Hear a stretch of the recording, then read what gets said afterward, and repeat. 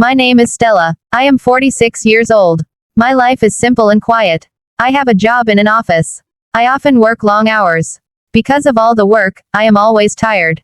I feel like a machine that only works, eats, and sleeps. I feel very lonely. One day, I left the office very late. It was midnight. Usually I go straight home, but that night I stopped walking. I looked at a building nearby. It was a bar. I said to myself, Stella, you need to relax. I decided to go inside. I walked to the bar counter. I asked for a drink. I found a small table in the corner. I sat down alone with my drink. I watched the people dance. I watched the couples talk closely. Then a young man walked over to my table. He asked if he could sit down. I said yes. He told me his name was Pete and he was 23 years old. I felt a big difference in our ages, but I did not say anything. He was young and handsome. Pete was not nervous to talk to me. He looked at me and said, "You look very beautiful tonight." I was very surprised. I laughed a little because I felt shy. Usually, I felt invisible when I went out.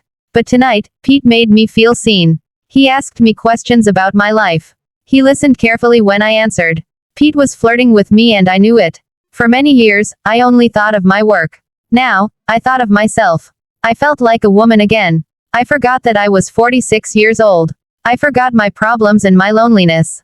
I only focused on Pete's smile. Pete asked me to dance. I felt nervous, but he took my hand and led me to the middle of the room. He pulled me close to him. I had not been this close to a man in many years. I tried to look away, but I could not. I kept looking at Pete's face. I began to blush. Pete looked into my eyes. He kissed me. My heart beat fast. I knew I should stop this, but I did not want to return to my lonely life. I said to Pete, "Let's get out of here." Pete smiled. He did not ask where we were going. He simply nodded his head. So, we left the bar. We were alone now. We walked quickly toward my apartment. I knew this might be a big mistake, but I did not care. Pete looked at me like I was the only woman in the world. He made me feel young again. We arrived at my small apartment and went inside. We talked for a long time. Then we went to sleep.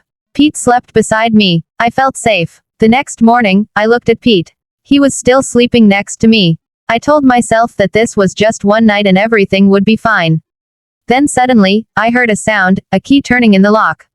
I froze. It was my daughter's key. My heart stopped. I could not breathe. My daughter was supposed to be away for the whole weekend. Why was she home now? I knew I was in big trouble. I pushed Pete inside the closet in my bedroom. I closed the door quickly. My daughter said, "Mother, are you awake?" I tried to look normal. I opened the front door.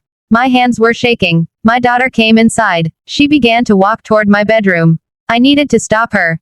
The closet door was closed, but Pete was hiding there. I quickly said, "Wait, do you want some tea or coffee?" She said no, and she went into the kitchen. This was my only chance.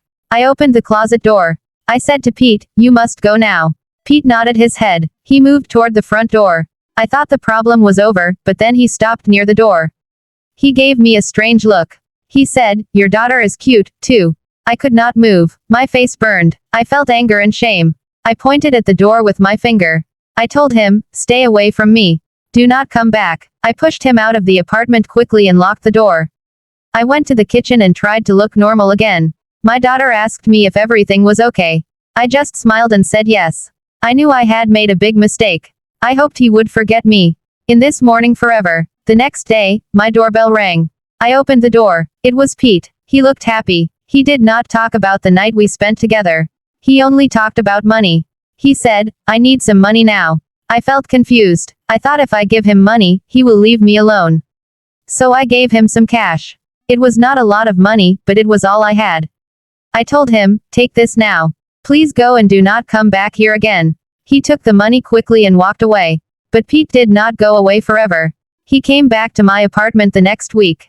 Pete came back again the week after that. Every time he asked for more money, I started to feel angry, but also more scared. I tried to tell him no more, but he would not listen to me. Pete started to change his words. His words became threats. Pete said, "Stella, you must give me what I need today." I shook my head and said, "I do not have more money for you." He said, "If you do not give me the money, I will tell your daughter everything." My heart stopped. He knew my greatest fear. He knew I was afraid of losing my daughter's love. This was blackmail. I was scared of him. My life was breaking because of one bad decision. Every day Pete asked for more money. I gave him money, but the fear did not leave. I told many lies to my daughter. I could not continue living with the secrets. So one night I told my daughter everything, my eyes filled with tears. I cried because I was ashamed. I thought my daughter would be angry at me for being foolish, but she did not scream. She listened to every word I said. She was angry at Pete for hurting me. She said, "Mom, that man is terrible. We must stop him." She hugged me and said, "You are safe now, Mother. You are not alone in this." The next day was difficult. I knew Pete would come back. My daughter was with me. She waited with me in the living room. We heard a knock at the door. It was Pete. My daughter walked quickly to Pete. I saw the anger in her eyes. She said, "Stop. You must stop this now. You need to leave us alone." Pete looked shocked. He did not expect to see her. He did not expect her to speak. He saw that he had lost. His game was over. My daughter said, "Go now and never come back to this apartment. Never call my mother again." Pete said nothing. He knew he could not win against both of us. He walked away. My daughter turned around and looked at me. She did not need to speak. I knew what she meant. We sat together on the sofa. We did not talk much, but we were close. That day, I realized that keeping secrets hold you down. But the truth is strong. My daughter's love and the truth had set me free from Pete and my own fear. I was ready to start a new life. If you like this story, please like, comment, share, and subscribe.